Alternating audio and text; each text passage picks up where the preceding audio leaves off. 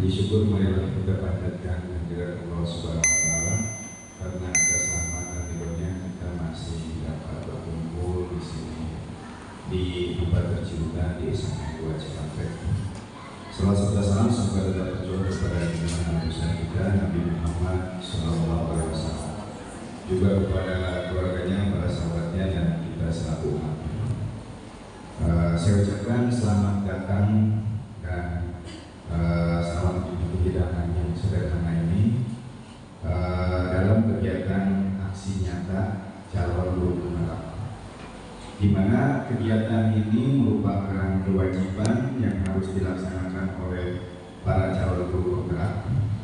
Setelah 2 bulan lamanya kita mengenyam pendidikan di pendidikan guru penggerak, akhirnya kita sampai pada modul 1.4, yaitu tentang budaya positif.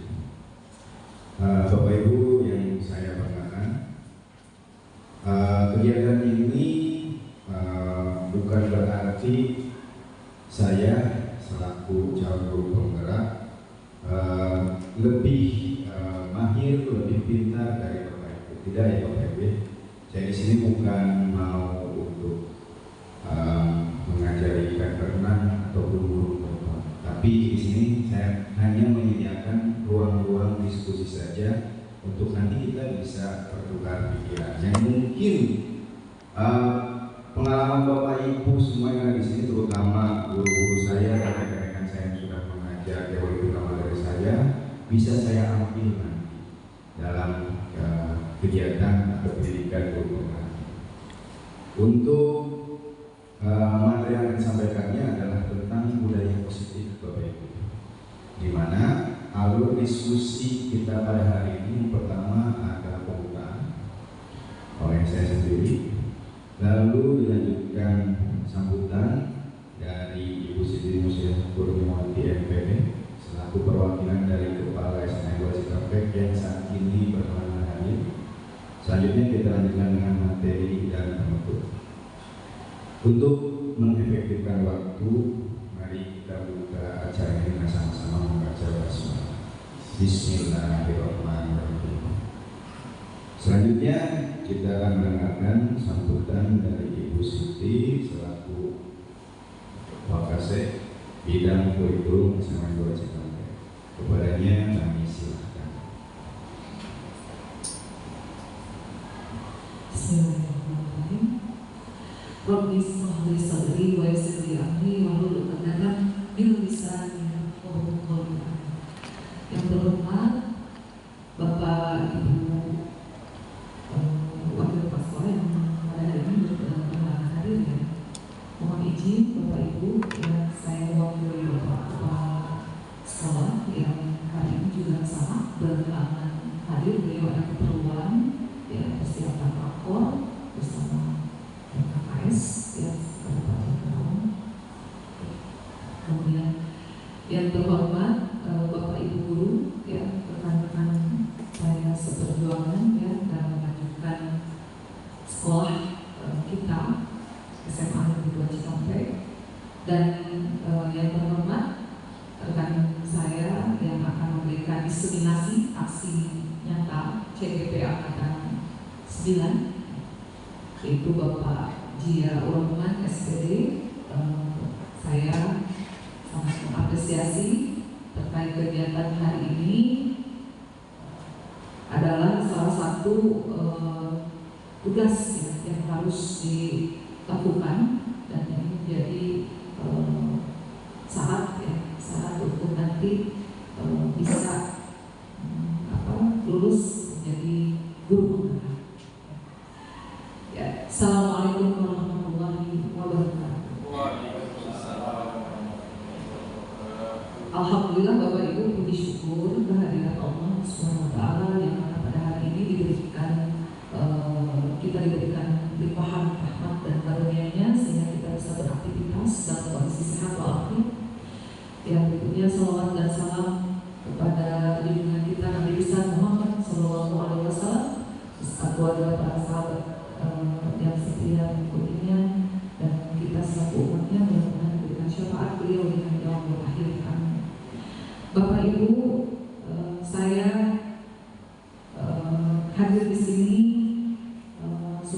suatu kehormatan karena memang sebelumnya Pak Jia meminta supaya Pak Haji ya selaku kepala sekolah dapat memberikan sambutan sekaligus membuka ya Pak ya.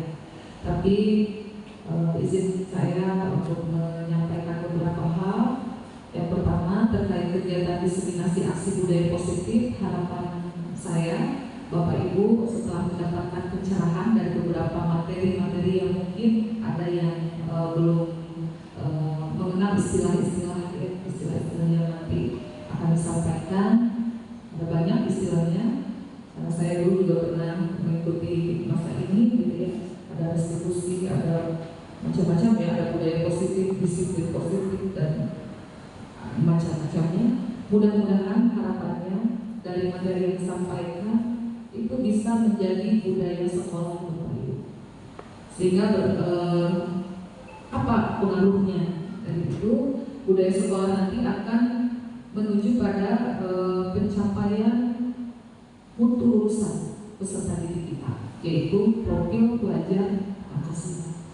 Jadi dengan adanya materi ini sangat mendukung ya, mendukung pada tujuan itu, tujuan membentuk karakter peserta didik yang sesuai dengan profil pelajar Pancasila.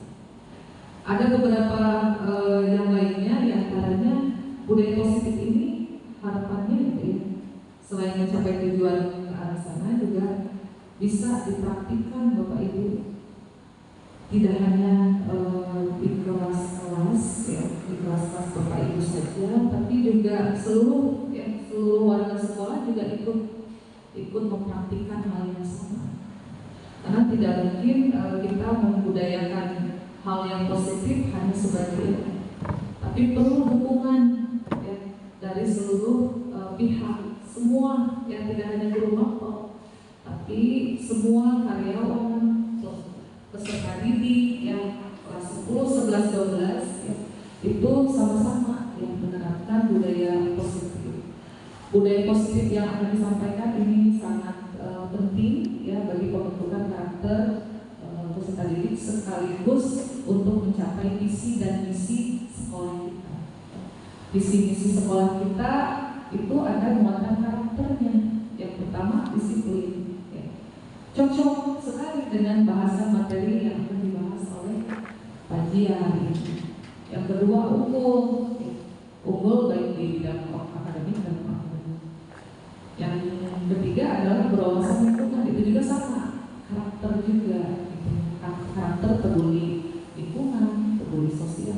Dan yang terakhir adalah berdaya saing tinggi. Nah ini Bapak Ibu, dua hal ini yang titik Pak Jia mohon nanti diarahkan ke arah sana ya. Ke arah yang pertama pencapaian profil pelajar Pancasila. Kalau hanya teori saja tapi tidak praktek juga nonsense gitu ya. Kemudian yang berikutnya adalah pencapaian visi dan misi sekolah.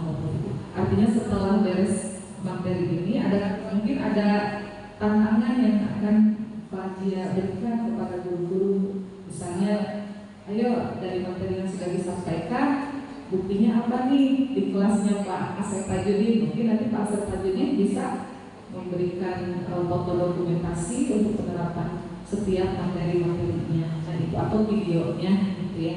Nah itu akan sangat membantu dalam penugasan Pak Jia sebagai calon guru penggerak dan biasanya mendapatkan reward nilainya bagus Pak Jia, A gitu, luar biasa Bapak Ibu. Ya, oleh karena itu saya dengan mengucapkan Bismillahirrahmanirrahim, saya menyatakan kegiatan diseminasi aksi nyata CGP Angkatan 9 dengan calon guru penggerak yaitu Pak Jia Urahman dinyatakan dibuka dan saya nyatakan buka ya. Dan saya semoga harapan saya kegiatan ini berjalan sukses dan lancar. Bismillahirrahmanirrahim. Demikian dari apa yang saya sambutan saya, lebih kurang saya mohon maaf ya. Assalamualaikum warahmatullahi wabarakatuh.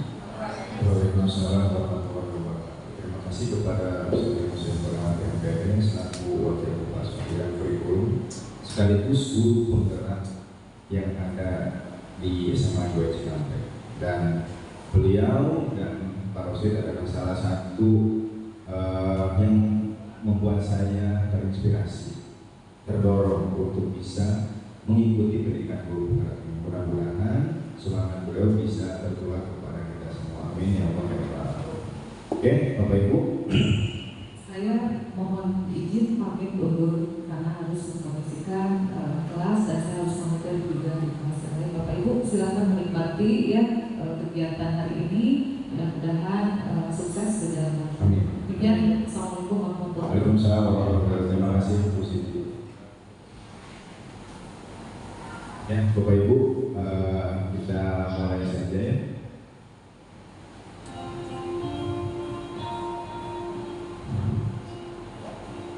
Oke, Bu Haji ini mungkin bisa bersambung nanti biar kena frame. Nah, sebelum kita mulai, saya mau makan ice cream terlebih dahulu, Bapak Ibu. Kalau sebelumnya ice creamnya selalu senang, nah sekarang mah tidak dulu deh ya. Takutnya ibu bapak bosan atau sudah makan cemilannya jadi berjodoh lagi, sehingga jadi kalau makan kopi mah jadi giben. Ya, nama ice creamnya namanya tes kesolmetan Bapak Ibu. Jadi saya pengen minta 2 orang sukarelawan untuk bisa ke depan Bapak Ibu. Kira-kira siapa? Oke, tenang. Dan Pak Asep tadi, mana Pak Asep tadi? Oke. Ada Asep tenang aja. Kita akan tes sejauh mana kekompakan atau kesolmetan dari 2 guru agama kita. Guru agama dan matematika berbasis agama maksudnya ya. Punten Pak Nanang bisa megang spidol dan papan dadanya. Jadi intinya adalah kita akan tes kesolmetan mereka berdua. Jadi kalau misalkan salah, jangan salahin saya, tapi salahin mereka berdua. Nah, itu salah satu cara cuci tangan ya. Oke, bagaimana kita tesnya? Nah, silakan Pak Nanang untuk menuliskan 4 angka Pak Nanang. Bebas. Yang boleh tahu hanya Pak Nanang, 2 malaikat kiri kanan dan Allah Subhanahu Wa Taala. Yang lain boleh tahu, saya juga nggak boleh tahu Pak Nanang. Untuk boleh Pak Nanang. 4 angka, misalkan. Pak Nanang jangan sampai terlihat saya Pak Nanang. Nah, misalkan ini Pak Nanang. Nah, 4 angka bebas, mau semuanya sama, mau beda-beda terserah. Udah. Penanam saya hampir terlihat penanam yang kelihatan saya penanam. Lalu setelah itu,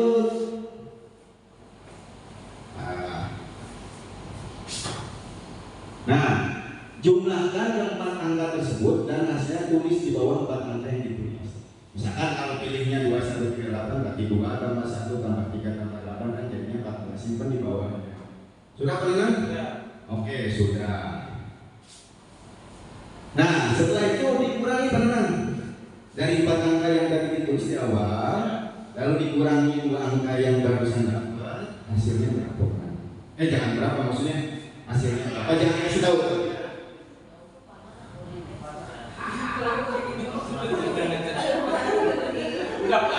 Sudah penenang.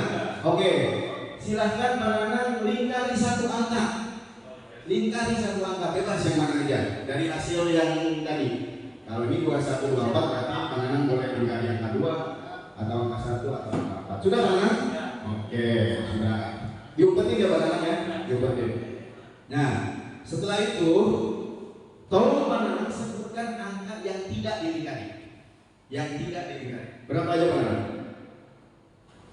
1, 2, 4. 1, 2, dan 4. Oke. Nah, sekarang kita akan tes Pak Asep untuk menebak kira-kira ya berapa angka yang dilingkari. Tadi berapa yang dilingkari? 1, 2, dan 4. Oke. Caranya adalah silakan Pak, ini adalah kartu bris ya Pak. Nah, nanti Pak Asep pilih salah satu di antara ini. Ya. Oke. Saya kocok dulu ya. Di sini ada 12 kartu. Berarti peluang Pak Asep untuk bisa menjawab benar adalah 1 berbanding 2. 1, 2, 4 tadi ya. Oke. Silakan Pak Asep pilih 1 kartu. Siap itu? Bener nih? Nggak nyesel? Oke. Jangan dulu disebutkan. Itu berhadiah pulsa ya. Oke, sudah ya. Nah, nanti dalam hitungan ketiga, Pak Asep dan Pak Nanang sebutkan angka tersebut secara bersama-sama. Bisa? Oke ya. Siap ya? Siap. Hidup menghadap ke sana. Siap ya. Pak Nanang sudah disebutkan angka yang pilih tadi dan Pak Asep sebutkan angka yang ada di kartu tersebut. So, boleh dilihat Pak Asep. Oke, siap ya? 1, 2, 3. 2. Oke, berarti sudah solid ya. Sama-sama menjawab 2. Oke, terusan buat Pak Asep dan Pak Nanang. Dilihat dulu 2, benar nggak? 2.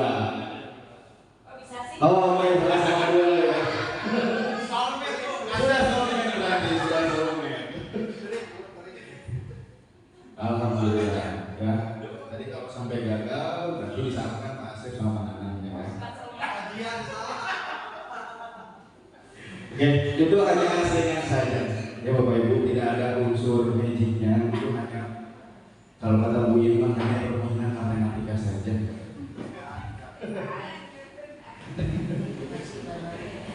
Ya,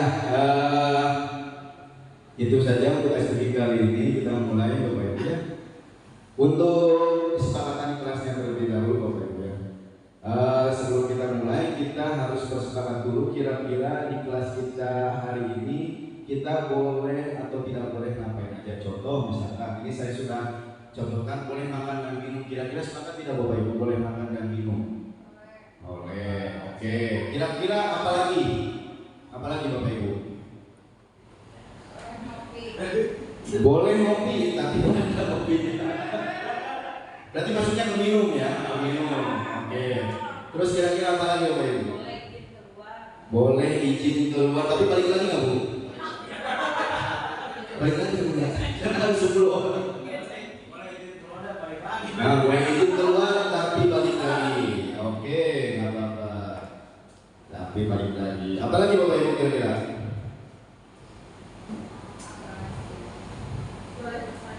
Boleh bertanya.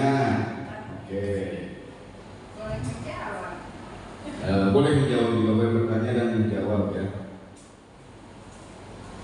Ada lagi Bapak Ibu? Boleh menggunakan handphonenya? Boleh. Tapi di silent ya Bapak Ibu?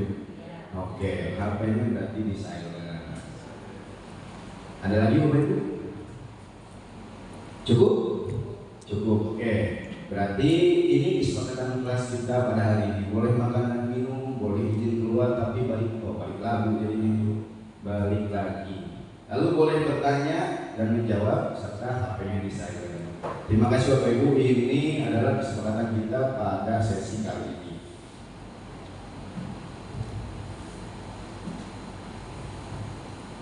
Ya, sudah muncul.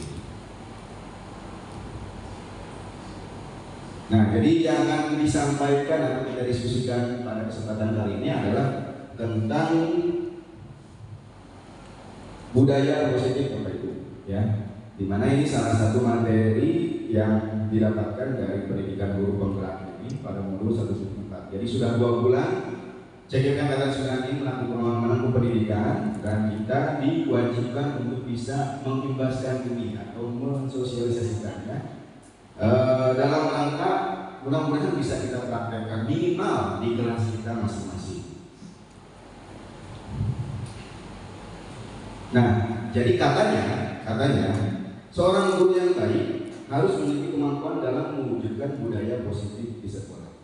Indikatornya apa saja untuk bisa penerapan budaya positif itu? 1. Pembuatan dan penerapan keyakinan kelas atau sekolah. Yang kedua, disiplin positif.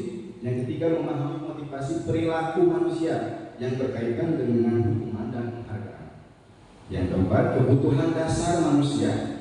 Yang kelima, posisi kontrol seorang guru. Dan yang terakhir adalah penerapan segitiga restitusi dalam penyelesaian masalah. Ini jadi indikator-indikator yang katanya guru yang baik karena mewujudkan budaya positif di sekolah. Nah, kita mulai dari pertanyaan pemain dulu Bapak Ibu. Mengapa kita memiliki peraturan tentang penggunaan helm pada saat mengendarai roda 2? Atau mengapa kita diharuskan memakai masker saat berkunjung ke rumah sakit? Mungkin Bapak Ibu ada yang mau bersedia memberikan pendapatnya. Kenapa kita harus pakai helm kalau pakai motor?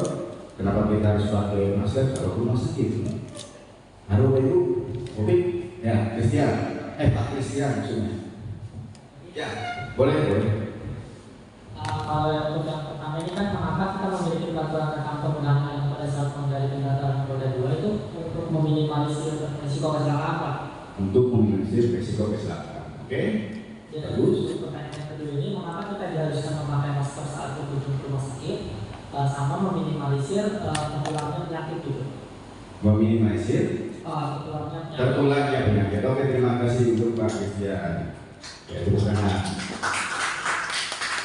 Ya, kalau kita sederhanakan lagi bahasanya, ya, benar yang disampaikan Pak Christian ya. Jadi mengapa kita harus pakai helm kalau lagi mengendarai sepeda motor? Karena ya tentu untuk keselamatan. Dan yang kedua, mengapa kita harus pakai masker? Ya karena untuk kesehatan. Nah, untuk keselamatan dan kesehatan inilah yang dinamakan keyakinan. Jadi kalau karena kita sudah yakin bahwa memakai helm itu dapat meminimalisir risiko kecelakaan atau untuk selamat, ya kita pakai helm aja tanpa disuruh, tanpa diminta. Ya, kalaupun misalkan memang tidak pakai mungkin karena lupa saja. Dan yang kedua, kenapa kita harus pakai masker? Ya karena kita nggak mau tertular penyakit di rumah sakit, gitu ya. Sehingga kedua hal ini adalah sudah jadi keyakinan dari dalam diri kita. Artinya sudah timbul motivasi dari dalam diri untuk bisa melakukan itu tanpa ada paksaan. Nah, kalau menurut istilah keyakinan itu katanya nilai-nilai kebajikan universal yang disepakati secara tersirat ataupun tersurat, lepas dari latar belakang suku, negara, bahasa, dan agama. Nah, menurut Goseng dalam bukunya tahun 1998 katanya suatu keyakinan akan lebih memotivasi diri dari dalam atau secara intrinsik. Seseorang akan lebih tergerak dan bersemangat untuk menjalankan keyakinannya daripada hanya sekedar mengikuti serangkaian peraturan. Nah, ciri-ciri keyakinan kelas yang baik katanya satu, harus berupa pernyataan-pernyataan yang universal, gitu ya, yang bersifat umum. Kalau misalkan tadi ada yang meminimalisir kecelakaan, terus untuk keselamatan kita bisa singkat itu semua kan dua hal yang sama mungkin ya. Jadi untuk keselamatan. Terus yang kedua, senantiasa dibuat dalam bentuk positif. Misal ini Bapak Ibu, kalau misalkan ada peraturan di kelas kita dilarang terlambat datang ke kelas, nah itu kalimat yang belum positif. Ya, kira-kira kita rubah jadi kalimat positifnya apa Bapak Ibu? Nah, datang tepat waktu berarti itu ya. Datang tepat waktu. Terus misalkan satu lagi, kalau misalkan ada peraturan dilarang mencontek, berarti kira-kira kita bisa ubah itu jadi apa? Mengerjakan dengan jujur, mengerjakan sendiri-sendiri. Nah itu maksudnya, ya yang dimaksud kalimat-kalimat positif itu. Lalu selanjutnya, keyakinan sebenarnya tidak terlalu banyak sehingga mudah diingat, ya, dan dipahami oleh semua warga kelas. Keyakinan kelas biasanya sesuatu yang dapat diterapkan di lingkungan tersebut. Semua warga kelas sebenarnya ikut berkontribusi. Nah, seperti halnya tadi yang sudah kita lakukan.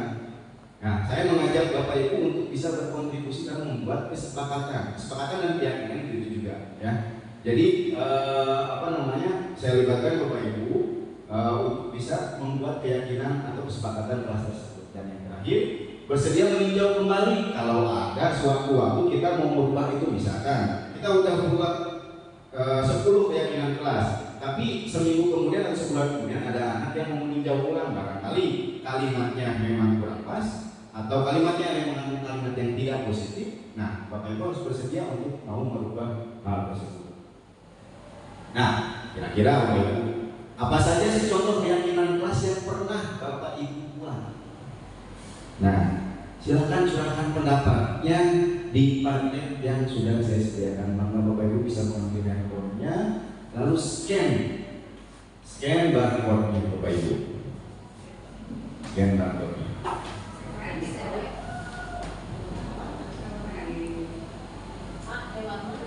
Google Lens, Bu. Google Lens. Biasanya sudah disuai.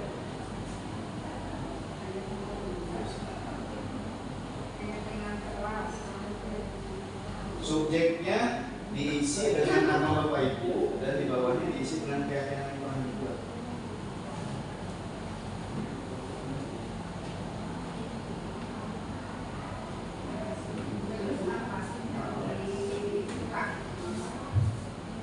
Nah ini tambah. Di tengah-tengah ada lambang tambah.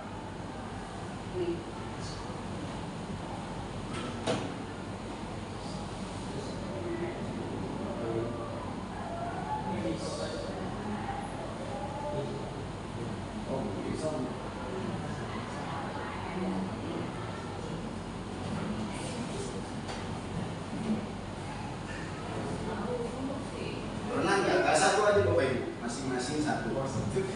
Boleh lebih dari satu boleh, minimal satu.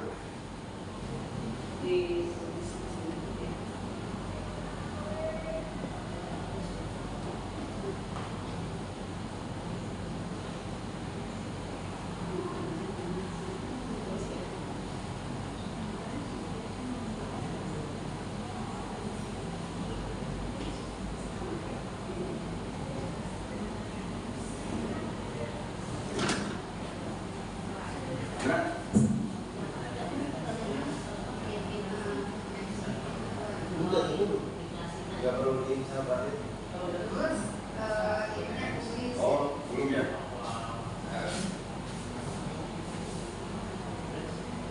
Nah ini Bobi.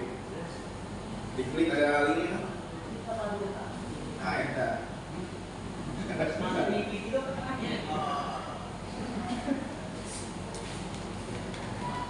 Sudah masuk semuanya ke paletnya ya?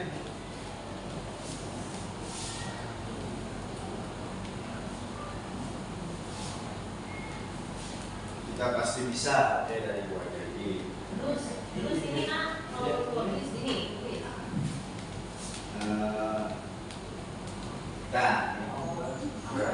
Subjeknya diisi dengan nama Bapak Ibu dan bawahnya diisi dengan. Kira-kira keyakinan kelas apa yang pernah Bapak Ibu buat di kelas? Misalkan tadi tempat waktu atau apa lagi kira-kira?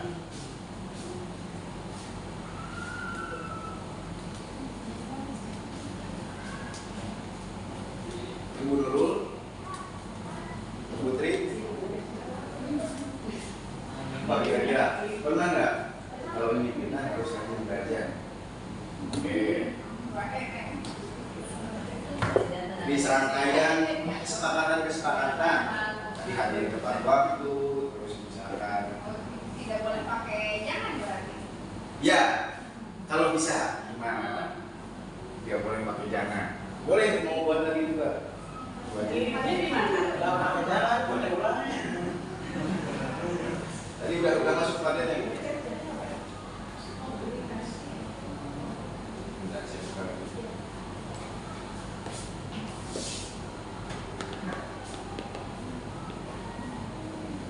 Terus ini di mana? Sini. Nah, ya begitu.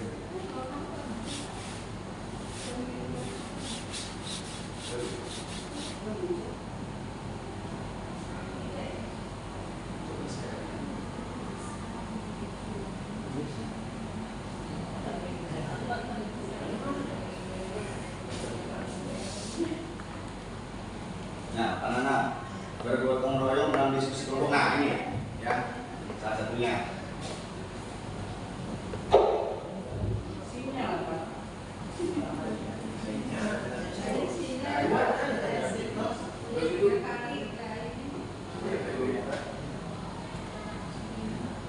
Bagusnya udah, please.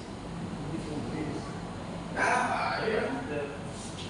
Buruan teran, oke.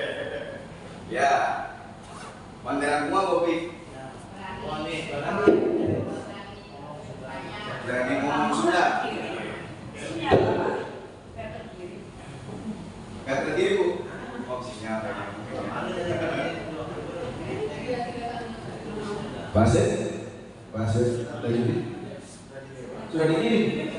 Kalau tadi udah dulu. Publis dong. Tinggal apa? Cuci muka terlebih dahulu. Iya boleh. Iya.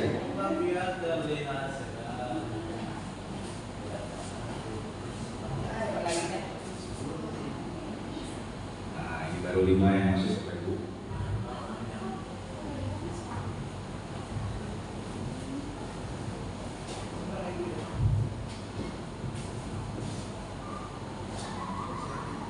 Hah? Story-nya.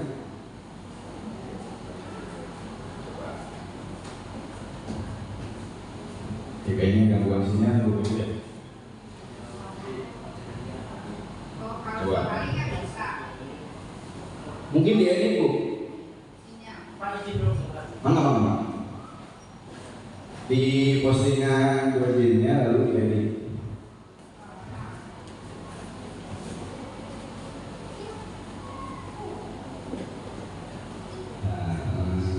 Edit bos. Ya itu. Bisa ditambah mungkin dengan di enter jadi biar dua ada di sana.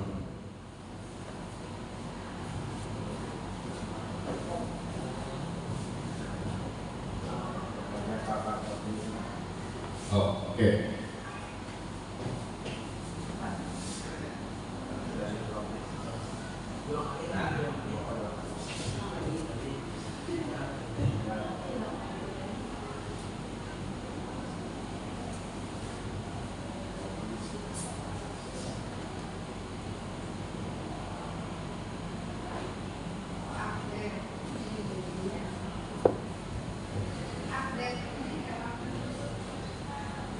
Izin dulu jika mau ke toilet, oke. Tidak seorang boy gitu ya. Itu dari Bumenti. Kalau yang kita harus tadi. Apa? Aku udah belum. Mangga.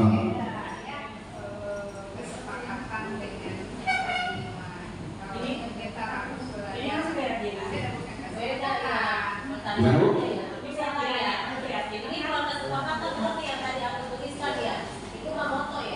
Itu motor ya. Berarti aku bisa tulis lagi. Boleh deh itu. Bisa dari di Bumentinya klik edit 3. Edit tangan itu.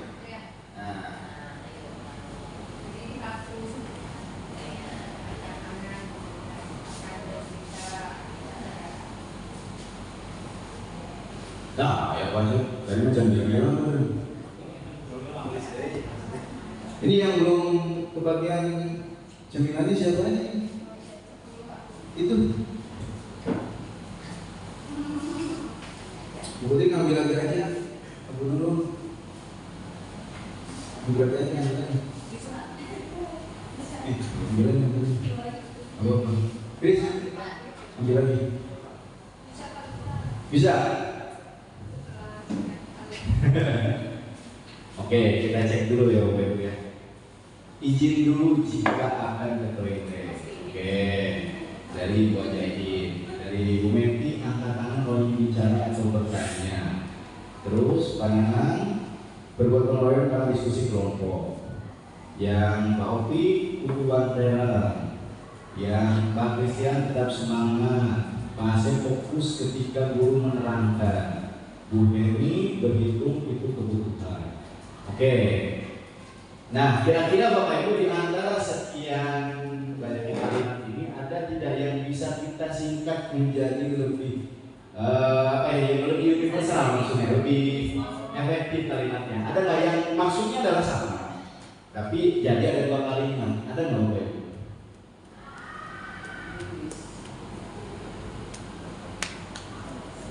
Ini ya, yang gua ajarin dan koment ya. Ini sama-sama ingin mengajukan izin nanti ya. Ya, jadi nanti ketika misalkan izin dulu jika akan ke toilet itu dari anak. Terus ada lagi yang ada angkatan kalau bicara atau bertanya, berarti ini bisa kita singkat. Kita bisa satukan Jadi izin mengangkat tangan ketika akan interupsi atau izin. Izinnya nanti kan bisa izin. Nah, gitu kan? Itu jadi maksudnya. Iya, izinnya nanti tinggal disampaikan izin apa aja. Itu Bapak Ibu. Karena kan nanti anak takutnya memang sangat aktif di kelasnya, terus banyak ide-idenya, tapi maksudnya padahal itu hanya kalimat yang beda. Nah, kita himpun jadi satu kalimat yang bisa berlaku untuk semua. Nah, itu salah satu contohnya. Nah, di sini semuanya kayaknya sudah dalam bentuk kalimat positif ya Bapak Ibu ya. Tidak ada yang memakai kata jangan atau tidak. Nah, saya ingin meminta penjelasan tentang keyakinan kelas dari Pak Opik. Silakan Pak Opik, bagaimana yang dimaksud guru anteran Pak Opik? Nah,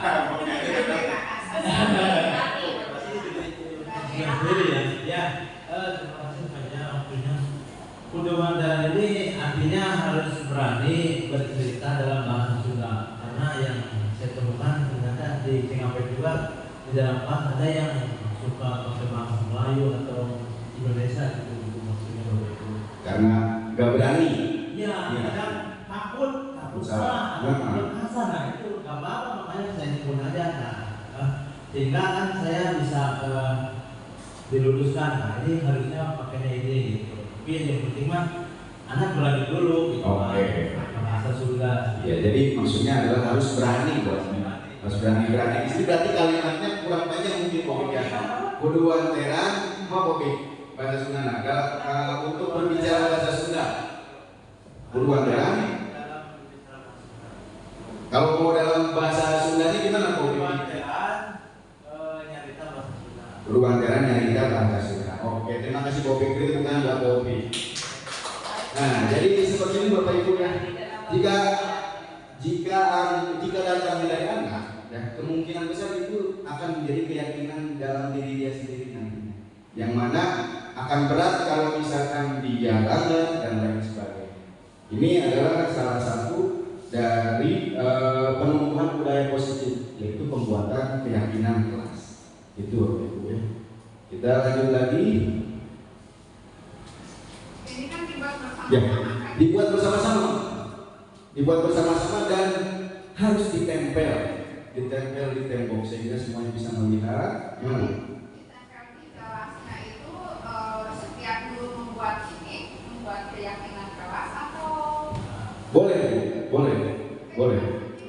Ya, maksudnya kan nanti tinggal dilihat apakah ada yang sama atau memang ada yang berbeda. Kalau misalkan datang tepat waktu, kan itu sudah universal ya. Semua guru ingin datang tepat waktu ya, berarti tidak usah ditulis lagi. Gitu paling triknya. Gitu.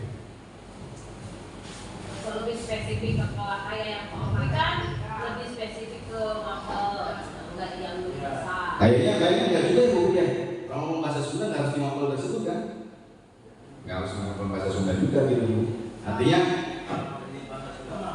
nah, bahasa Sundanya harus, tapi selain bahasa Sunda, apakah boleh Bu di pelajaran-pelajaran lain memakai bahasa Sunda? Boleh nggak Bu?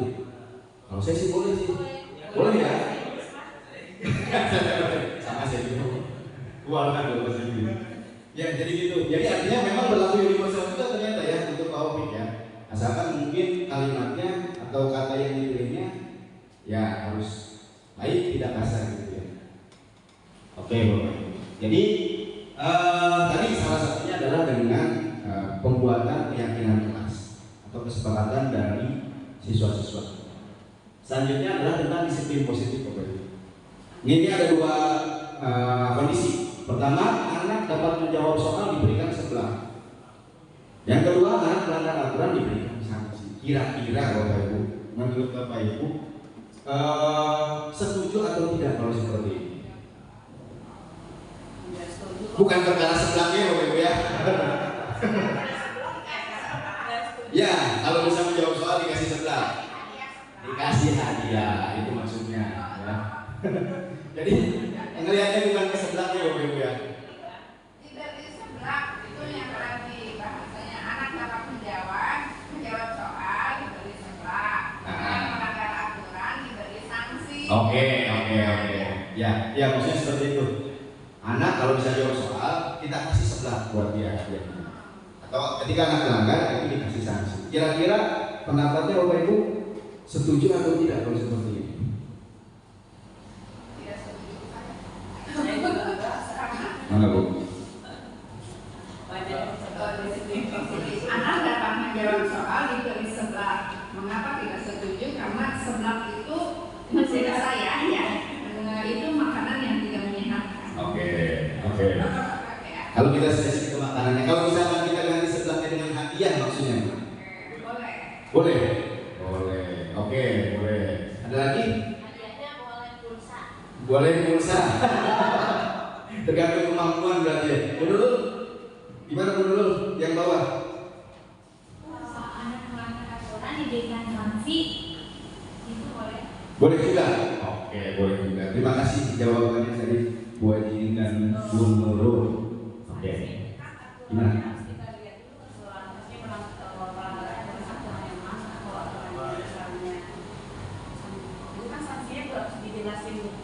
Ya, misal tuh push up atau nyapu itu sanksinya.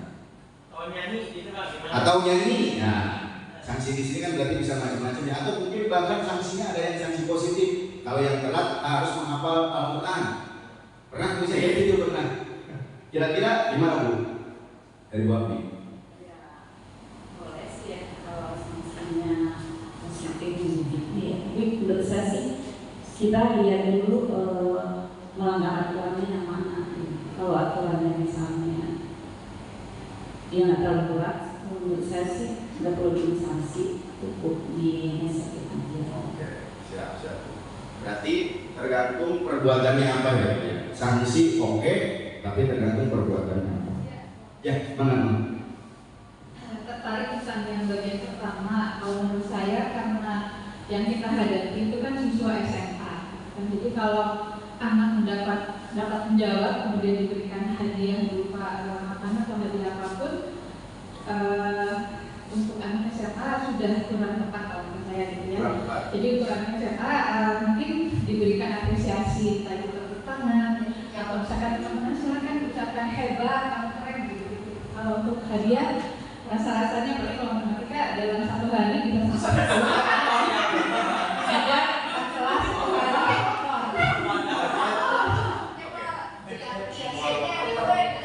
reward. Oke, hadiah. Reward wujudnya bisa hadiah, bisa maksudnya berarti kita tarik ke yang lebih umum lagi ya. Reward ya, dalam hal ini bisa dalam bentuk ucapan atau dalam bentuk barang gitu.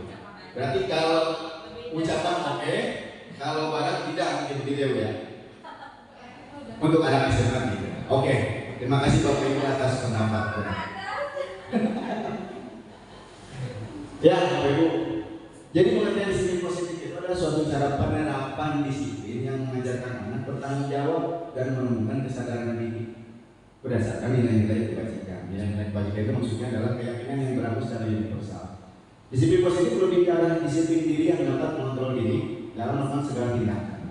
Disiplin diri dapat membuat memahami dan menyadari berdasarkan motivasi internal, bukan akibat paksaan, ujian atau hukuman. Ya, disiplin positif. Kalau disiplin itu kan hal-hal kebaikan ya, positif. Apakah ada disiplin negatif? Disiplin tidak ada istilahnya. Hanya disiplin positif saja yang kita kenal. Jadi intinya salah satu mewujudkan budaya positif adalah anak bisa muncul disiplin positif. Nah, ini pengertian disiplin positif. Gitu. Disiplin itu biasanya kan yang baik-baik gitu ya. Ya. Oke. Nah, ini kaitannya dengan tadi motivasi perilaku manusia, Bapak. Jadi ada 3 motivasi perilaku manusia yang mendasari dia melakukan sesuatu. Yang pertama untuk menghindari ketidaknyamanan atau hukuman. Yang kedua untuk mendapatkan imbalan atau penghargaan dari orang lain. Dan yang ketiga untuk menjadi orang yang mereka inginkan dan menghargai diri sendiri dengan nilai-nilai yang mereka percaya. Ini, jadi ketika anak tadi menjawab soal, apakah ada motivasi yang lain selain dia mendapatkan hadiah atau memang karena dia ingin menjawab soal tersebut? Yang pernah bertanya juga saya, siapa yang bisa jawab ini? Hadiahnya apa Pak? Nah, ada yang seperti itu. Artinya memang motivasinya dari luar, bukan bukan dari dalam diri dia. Itu salah satu contoh kasusnya. Ya saya bilang tidak ada dia, gitu. Ya akhirnya ada yang mau, ada yang tidak jadinya, gitu. Nah, kaitannya dengan disiplin, motivasi, kita masuk ke 5 kebutuhan dasar manusia. Ada 5 kebutuhan dasar manusia. Yang pertama ada bertahan hidup, survival, kasih sayang dan rasa diterima, penguasaan, kesenangan dan kebebasan. Jadi ini yang harus kita bisa definisikan ketika anak melakukan sesuatu. Dia ingin memenuhi kebutuhan dasar manusia yang mana. Nah, contoh kasus gini Bapak Ibu. Isabella kedapatan mencontek kesedanggulangan dengan mencari jawaban di internet, di HP. Padahal guru dan seluruh siswa di kelas tersebut sudah bersepakat untuk tidak membuka sumber belajar manapun ketika sedang ulangan. Isabella beralasan takut hasil ulangannya jelek dan mengecewakan orang tua. Kira-kira kalau Bapak Ibu menemukan kondisi ini, apa yang akan Bapak Ibu lakukan pada Isabella? Kebutuhan dasar apa yang berusaha ia penuhi, Bapak Ibu? Ada yang tidak pernah, Bapak Ibu?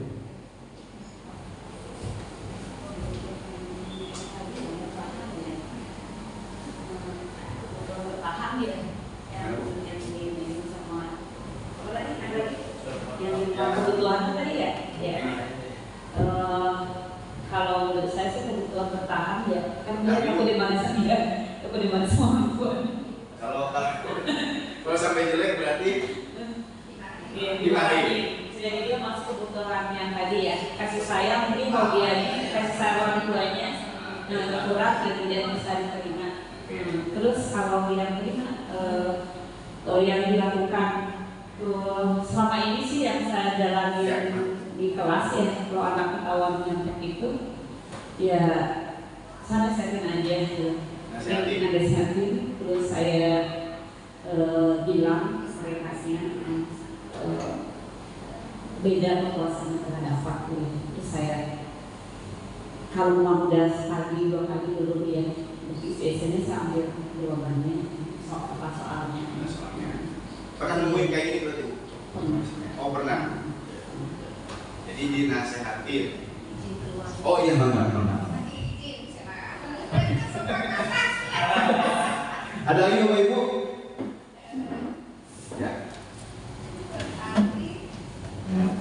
Lihat ke kesepakatan kelas. Tadi kan kita di awal sudah membuat kesepakatan kelas. Misalnya tidak boleh mencontek, berarti harus bekerja jujur ya.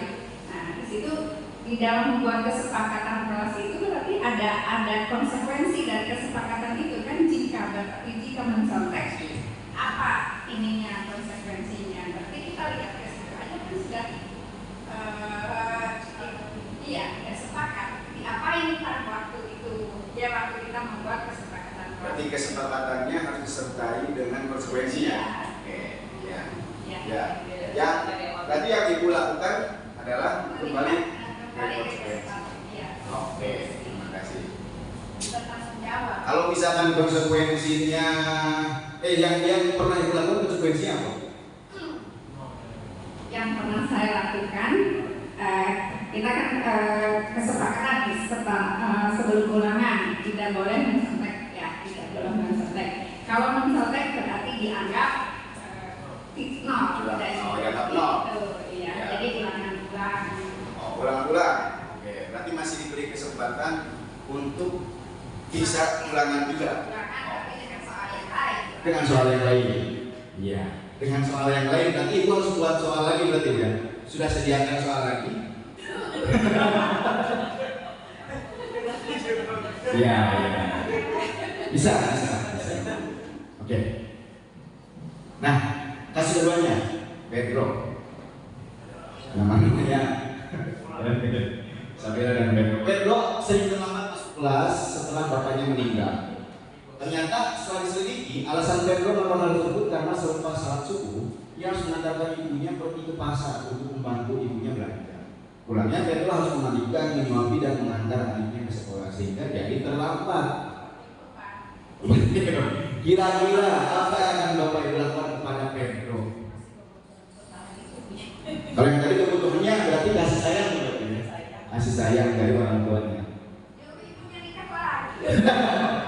Nyuruh ibunya nikah lagi bisa. Ada yang lain Bapak Ibu dari poin ini mungkin? Belum. Dari bahasa tadi ini? Apa saya nikah ini? Apa saya jadikan yang kedua? Aduh.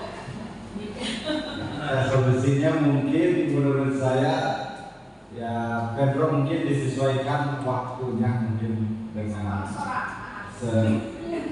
Old school.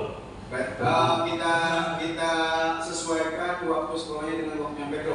bukan artinya Pedro membagi waktu Pedronya agar tidak terlambat di sekolah gitu. Membagi Waktu Pedro memanage waktunya gitu kapan Nanti membantu berapa menit ya. Kita akan bahas yang jadi lakukan. Oke. Kebutuhan dasar apa Pak kira-kira Pak kali ini Pak? Kebutuhan dasar kasih sayang. Ada kasih sayang. Ya, kasih sayang yang tadi dia menyuapi adiknya, kemudian membantu ibunya, kasih sayang. Kemudian juga tadi survival ya. Ya.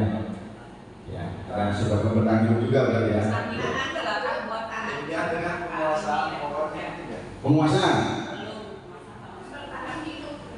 Bertahan hidup dia ingin tetap bisa makan dan sekolah dan ingin menyayangi adiknya. Oke, Bapak Ibu. Ya. Anak yang berbakti. Terima kasih Bapak Ibu atas jawabannya.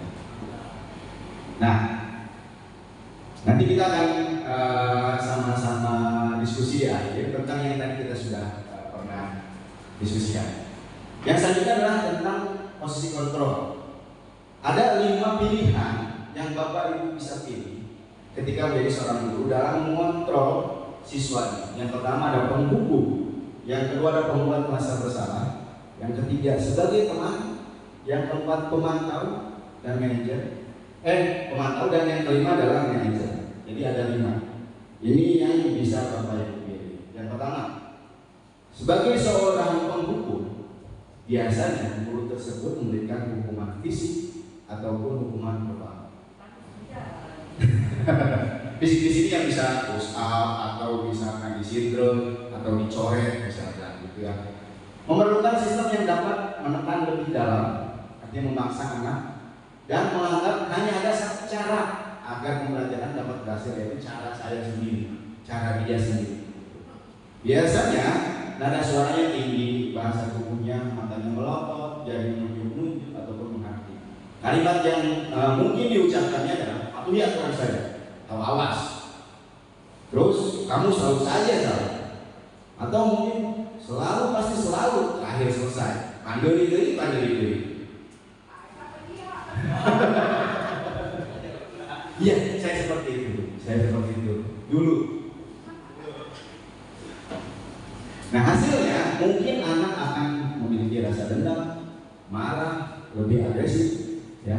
Sehingga mungkin kalau misalkan menemukan motor Bapak Ibu yang terparkir, dikempesin dan lain sebagainya, atau mungkin akan dijegal. Selanjutnya ada membuat merasa bersalah. Membuat siswa merasa tidak nyaman, bersalah, rendah diri, mengecewakan orang yang disayangi dan tidak berharap. Nah, biasanya dari suaranya kebalikan dari yang penghukum tadi, lebih halus, lembut, bahasa tubuh yang mendekat kepada anak, sambil ngomong, kecewa nih ibu, lawannya, gerok. Berapa kali Bapak harus memberitahu kamu ya? Atau misalkan gimana coba kalau orang tua kamu tahu kamu berbuat begitu? Nah, biasanya ini kalimat-kalimat yang sering diucapkan. Sehingga siswa menjadi terpuruk, merasa bersalah. Kalau mungkin memiliki gangguan mental, depresi, bakal lebih depresi lagi, dan lain sebagainya. Nah yang selanjutnya adalah posisi teman. Posisi teman. Ini pilihan Bapak Ibu ya. Ciri-cirinya adalah mengontrol melalui persuasi atau ajakan, menempatkan diri seperti teman seusianya, penyampaian dengan humor atau hukuman baik untuk mempengaruhi. Biasanya ada suaranya ramah, akrab dan bercanda. Ayo, bantulah demi Bapak ya. Ayo ingat tidak bantu Bapak selama ini. Ya sudah, kali ini tidak apa-apa, nanti Ibu bantu bereskan. Itu kalimat-kalimat yang mungkin bisa diucapkan oleh seorang guru yang memiliki posisi kontrol. Hasilnya, positifnya senang dan akrab dengan guru. Tapi negatifnya, jadi ketergantungan pada guru tersebut, mengandalkan guru tersebut, menurut hanya kepadanya, dan kecewa kalau misalkan ada hal yang memang tidak bisa diwujudkan oleh guru tersebut. Ini pernah terjadi Bapak Ibu dengan salah satu rekan saya ya, ketika beliau mengajar, sangat dekat dengan siswanya, sangat dekat, bahkan sampai ngebonceng pulang bareng, berangkat bareng dengan siswa. Itu saya nggak tahu janjiannya di mana, ini Pak. Dan memang saya cukup ini dengan beliau karena sangat dekat dengan siswanya gitu ya. Tapi ketika saya tanya kenapa kamu bisa sedekat itu, terus enak gak sih sebenarnya ketika menjalani posisi seperti itu? Ternyata dia pun punya kegelisahan karena saking dekatnya. Jadi pernah suatu ketika handphonenya disimpan di meja guru, dia lagi diskusi kelompok dengan kelompok lain. Si handphonenya diambil dan selfie di handphonenya. Nggak tahu sama sekali. Alhasil ketika dia membuka galerinya ada foto-foto anak-anaknya. Nah, dia di sana merasa sedikit kecewa dengan anak tersebut ya, karena tersopan buka HP dan lain sebagainya. Memang sangat dekat, akrab, nurut, tapi ya siswa jadi tidak memiliki batasan. Salah satunya adalah itu negatifnya. Selanjutnya ada posisi pemantau. Memantau artinya mengawasi. Biasanya menggunakan konsekuensi tadi yang ada wajahnya, ya. Menggunakan konsekuensi. Tadi ketika dia melanggar tidak boleh mencontek, ketika dia mencontek konsekuensinya apa? Ya ini ya bisa dengan berarti posisi ibu tadi seorang pemantau.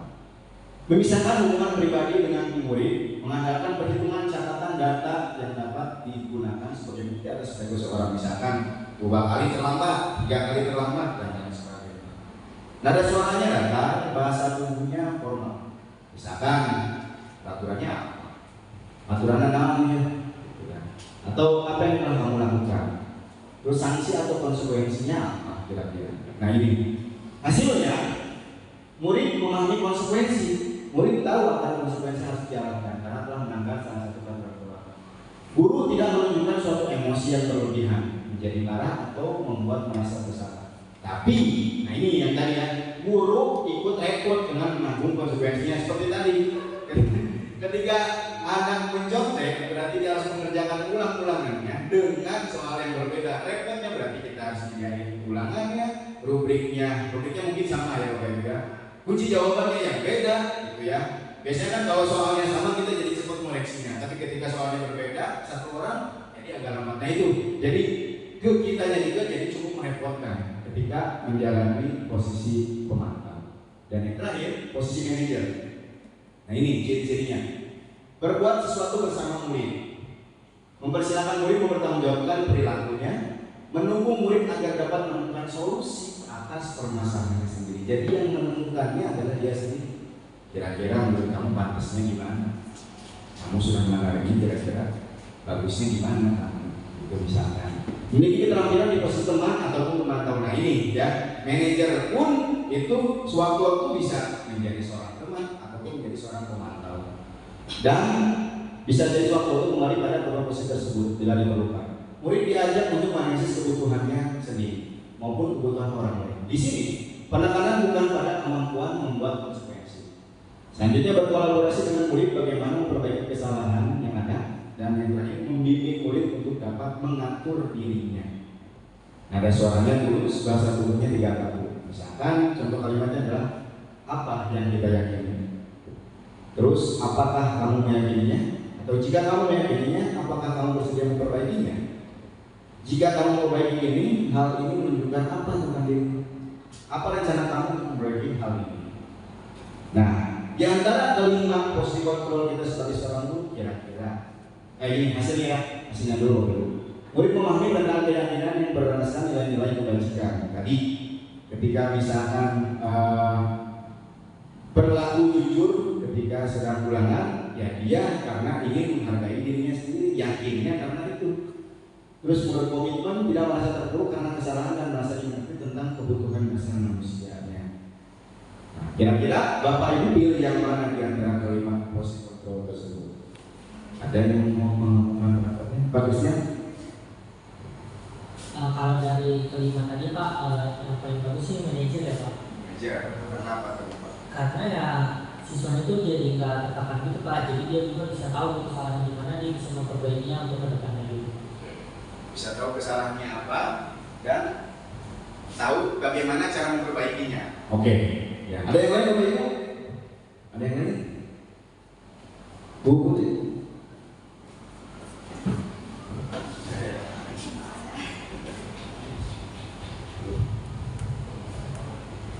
Dia kan menurut Putri juga sama yang manajer, tapi Putri untuk saat ini rasanya masih yang untuk memantau Pak. Memantau? Ya.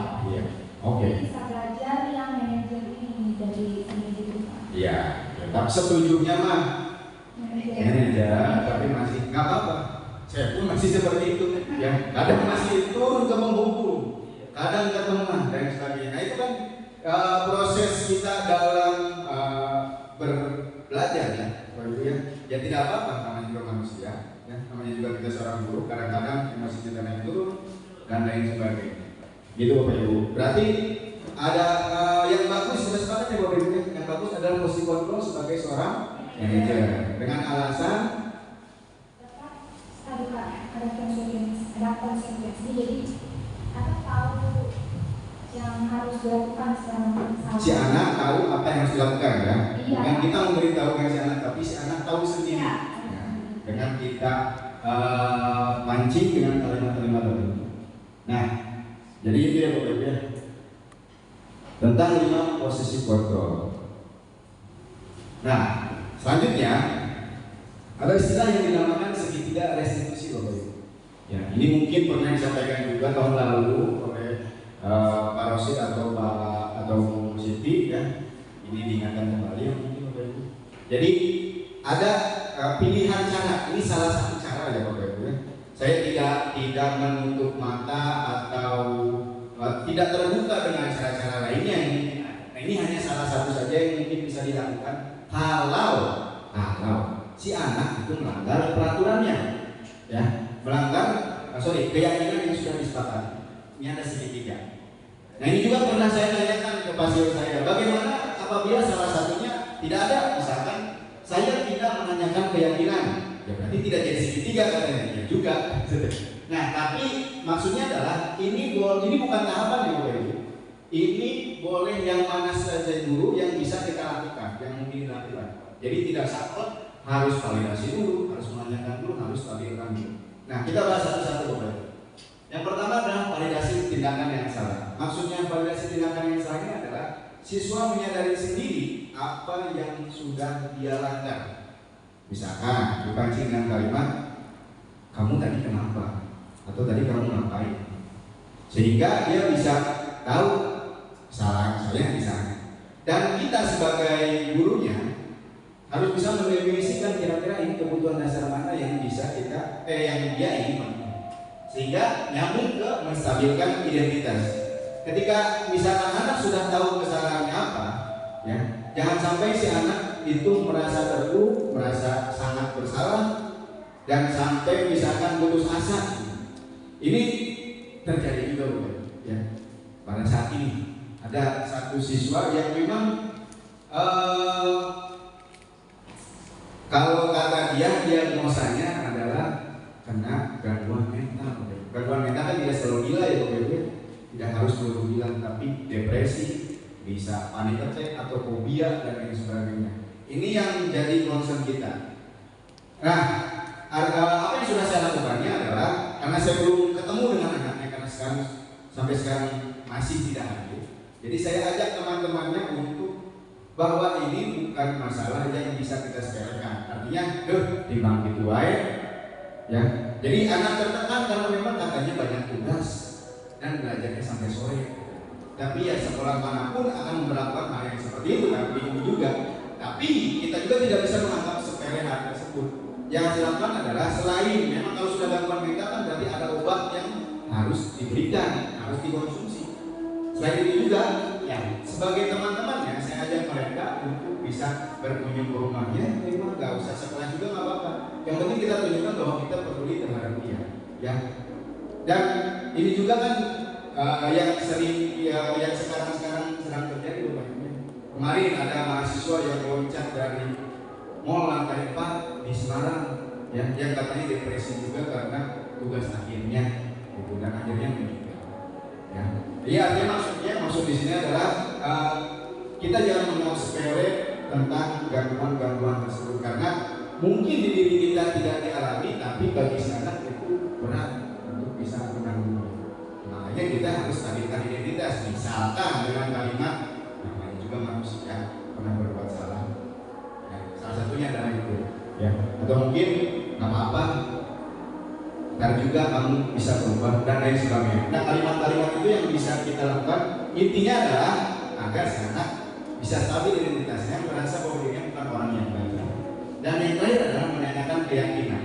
Keyakinan di sini maksudnya kita membantu dia untuk bisa menemukan sendiri, kira-kira untuk memperbaiki kesalahan itu kamu baiknya gimana, pantasnya gimana, gitu. Nah itu kan sehingga ketika munculnya dari dia, ya Pak, saya kayaknya gak akan ulangi lagi, ya. Terus kira-kira kalau ulangi lagi, kamu mau seperti apa? Nah biarkan dia sendiri yang membuat keyakinan, biarkan dia sendiri yang membuat konsekuensi dari apa yang sudah dia lakukan.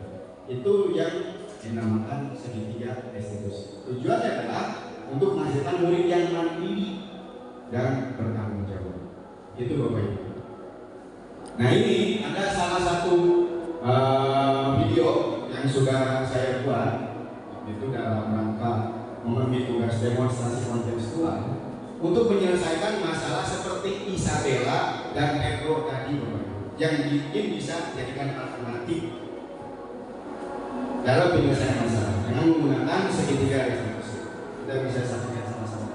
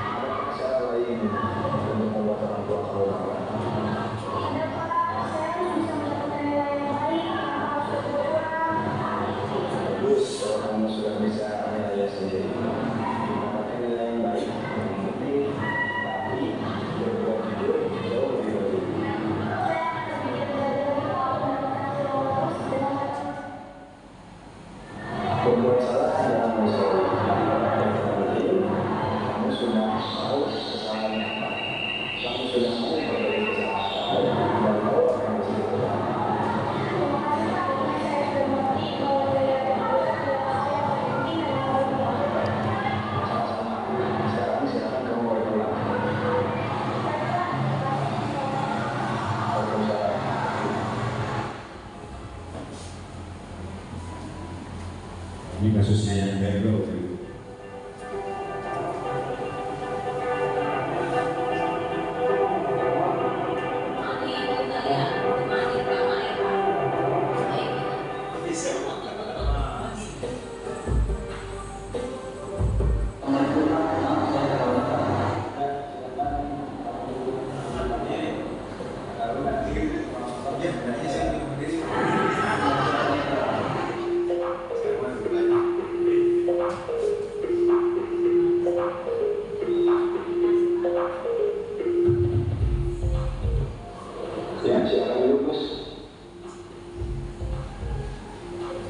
Gimana Mus, akhir-akhir ini kamu sering terlambat masuk kelas, kamu pulang kamu atau memang ada masalah di rumah? Sebenarnya saya kalau semakin saya setelah subuh ke pasar buat belanja kebutuhan dalam saya. Setelah itu saya harus mencari saya mandi, nyari sarapan, lalu pergi ke sekolah. Setelah itu baru saya berangkat ke sekolah. Dan kamu sudah menjadi pahlawan buat keluarga kamu. Ya, di saat mungkin anak-anak lain masih tidur, sementara kamu sudah mulai aktivitas dengan membantu ibu kamu buat belajar kebutuhannya. Ya, kalau saya mendengar, saya harus belajar untuk memenuhi kebutuhan keluarga. Terus kamu intinya jangan sampai putus asa dan hati. Bapak kamu pasti bangga dengan kamu yang sekarang mau membantu keluarga kamu. Biar mari kita bicarakan masalah itu sama-sama. Menurut kamu kira-kira masalah ini ada solusinya tidak terus? Ada Pak, mungkin saya seorang laki-laki atau ibu saya mungkin Tapi disampaikan Pak Sertajudin tadi. tapi saya berusaha kalau buat ngomong ke ibu saya supaya ibu saya juga paham. Oke, kamu belum bisa terima. Mungkin nanti Sabtu Pak, sekalian mungkin di makanan dagangan ibu saya.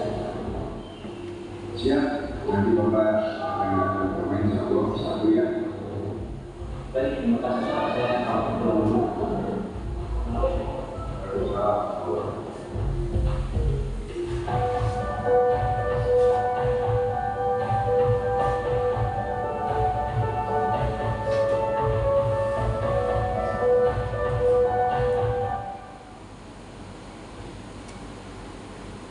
Ya, jadi itu Bapak Ibu salah satu yang sudah saya lakukan. Memang saya pun sampai saat ini menyadari bahwa saya belum menjadi seorang manajer. Tapi dengan kita tahu dampak positif dan negatifnya seperti apa, ya tujuan kita, keinginan saya pribadi pun akan ingin menjadi seorang manajer dan bisa menyelesaikan setiap masalah yang dilakukan anak dengan segitiga retribusi. Tidak apa-apa Bapak Ibu, dulunya saya pun sebagai seorang pemukul dan mungkin sekarang masih ada sedikit sisa-sisanya. Tapi ya keinginan pribadi mah ingin menjadi seorang manajer. Karena tadi ya si anak tidak merasa terpuruk, si anak tidak dendam nantinya dan dia tahu sendiri, merancang sendiri apa yang harus dia lakukan ketika dia berbuat salah. Itu inti dari segitiga restitusi. Ya Bapak Ibu, untuk materinya itu sudah disampaikan ya Bapak Ibu. Selanjutnya sekarang mungkin Bapak Ibu bisa mengisi refleksi aksi nyatanya dengan metode 4P. Jadi saya ingin menggali perasaan Bapak Ibu, pengalaman, pengetahuan ya tentang apa yang sudah didapatkan hari ini untuk didokumentasikan, dilaporkan ya. seadanya saja Bapak Ibu, sejujur-jujurnya. Kalau memang saya dirasa kurang baik tidak apa-apa, ya disampaikan saja. Kalau misalkan ingin mengkritik tapi memang tidak ingin terlihat namanya, pakai aja nama hamba Allah misalkan seperti itu. Ini semuanya diisi. Iya ada empat Bu. Iya PN atau nasi air. Sekarang Bu. Nah ada apa yang jelas subjeknya diisi dengan nama.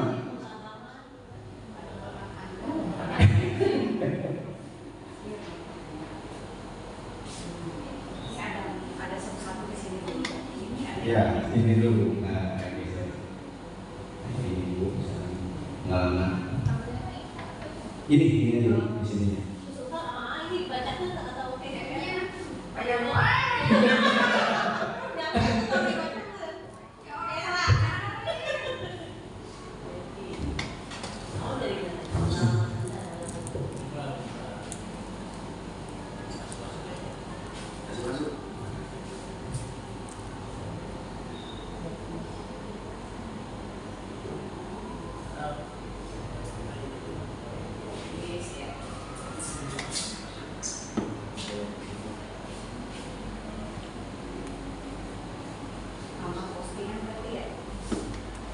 Bukan nama postingan di bawah pertanyaannya.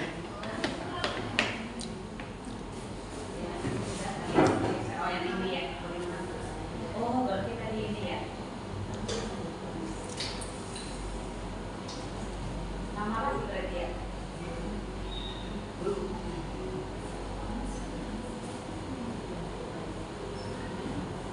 Kopi.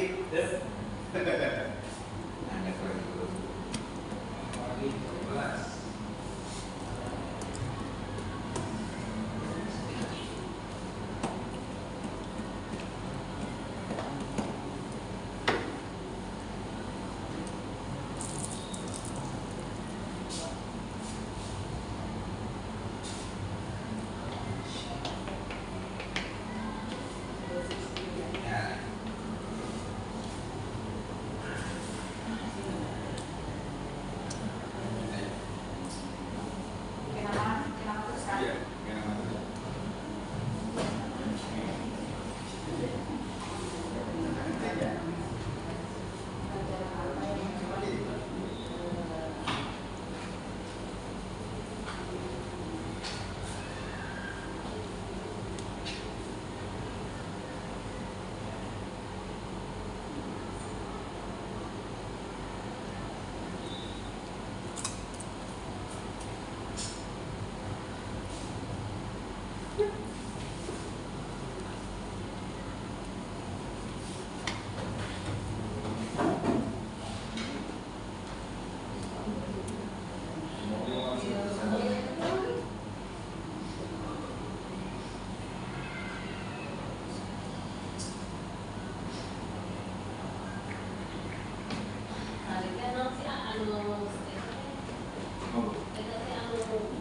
Segitiga restitusi.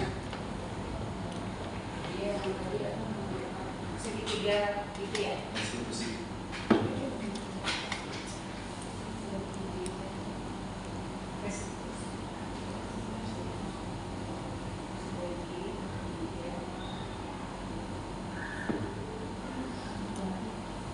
Udah bisa lebih.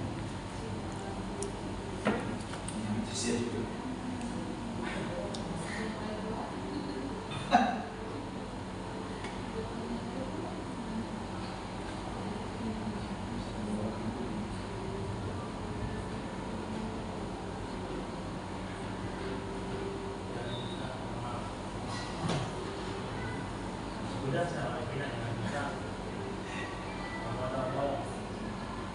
Nah, saya dalam modal Pak.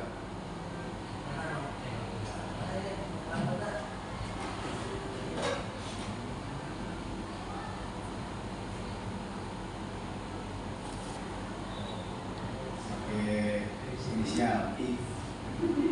Berarti kalau I. Empat ya. Belajar apa sih? Oh, baru benar. Kan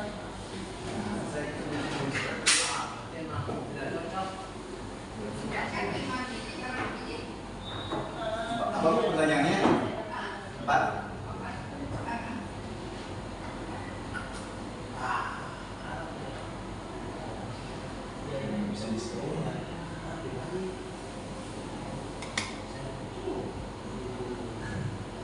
Ceritakan pengalaman Anda.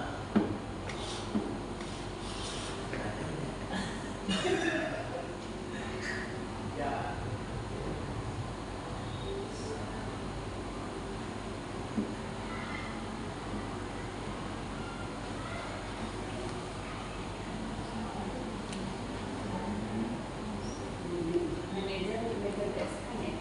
Manajer.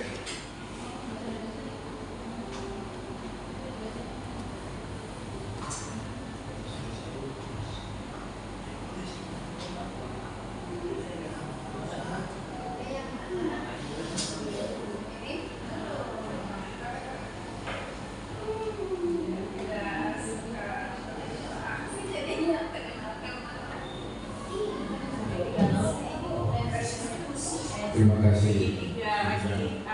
Segitiga restitusi. Kan? Buku nggak bisa. Tapi sudah saya cetak tadi dalam bentuk PDF. Udah ya, udah selesai. Kita lihat di sini. Kirim semua kayaknya.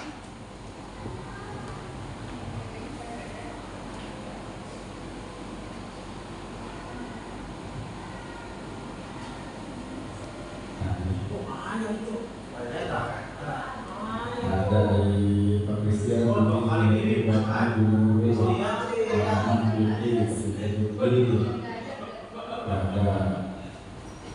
ada berarti.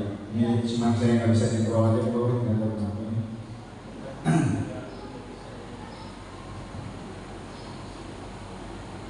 Ya. Oke Bapak Ibu.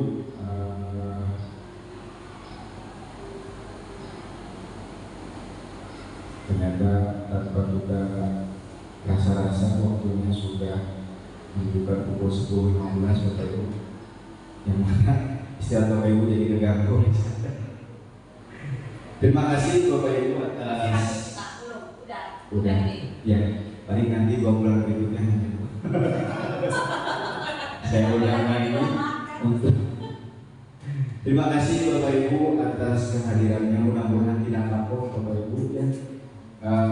Saya simpulkan hari ini bahwasannya saya pun menyadari masih banyak kekurangan saya sebagai seorang guru, terutama mengambil posisi kontrol, belum bisa sempurna menjadi seorang manajer, tapi tadi kita sudah bersepakat, sudah meyakini bahwa posisi manajer adalah posisi terbaik untuk saat ini. Dan penyelesaian masalah dengan kesalahan-kesalahan bisa kita lakukan dengan metode segitiga restitusi yang tadi sudah dicontohkan. Sekali lagi saya ucapkan terima kasih Bapak Ibu atas kehadirannya. Mohon maaf atas segala kesalahannya. Saya tutup untuk hari ini. Wassalamualaikum warahmatullahi wabarakatuh. Terima kasih Bapak Ibu, terima kasih.